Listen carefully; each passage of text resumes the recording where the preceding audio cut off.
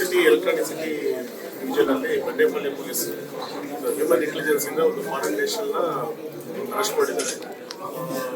ಇದರಲ್ಲಿ 75 ಲಕ್ಷ ವ್ಯಾಲ್ಯೂ ಇರುವಂತಹ ಒಂದು MDMA 75 ಗ್ರಾಮ್ಸ್ ಮತ್ತೆ 8 ಗ್ರಾಮ್ 37 ಮಿಲಿ ಇರುವಂತಹ ಕೊಕೈನ್ ಸಿಕ್ಕಿರುವಂತಹ ಆಕ್ಟಿವ್ ಇವರು ಬೆಂಗಳೂರಲ್ಲಿ ಮನೆಯರ್ಗಂಟ ದಿವಸಕ್ಕೆ ಫಾರಿನ್ ನೇಷನಲ್ಲಿ ಫೇಕ್ ಪಾಸ್ಪೋರ್ಟ್ ಮೇಲೆ ಬಂದಿದ್ದಾರೆ.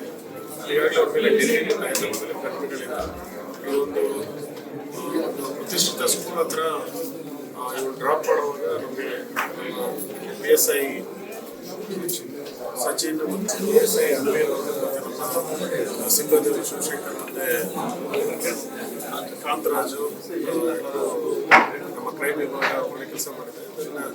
ಡ್ರಗ್ಸ್ ಮೇಲೆ ಬೆಂಗಳೂರು ಸಿಟಿ ಪೊಲೀಸ್ ಕಾರ್ಯಾಚರಣೆ ಮುಂದುವರಿಯುತ್ತೆ. ಯಾವುದಾದ್ರೂ ಈ ಥರ ಅನುಭವಸ್ಪದ ವ್ಯಕ್ತಿಗಳು ಈ ಥರ ಡ್ರಾಪ್ ಓಡಿಸೋದು ಪಬ್ಲಿಕ್ ಖಂಡಿತ ಲೋಕಲ್ ಪೊಲೀಸ್ಗೆ ಇನ್ಫಾರ್ಮ್ ಮಾಡಬೇಕು. ಬೆಂಗಳೂರು ಸಿಟಿನ ಡ್ರಗ್ಸ್ ಫ್ರೀ ಮಾಡಬೇಕು. ಈ ಪ್ರಕರಣ ಸಂಬಂಧಪಟ್ಟಂಗೆ ಮಾನ್ಯ ಪೊಲೀಸ್ ಆಯುಕ್ತರು ಸಿಬ್ಬಂದಿನ ಅಭಿನಂದಿಸಿದ್ದಾರೆ. ಡ್ರಗ್ಸ್ ಮೇಲೆ ನಮಗೆ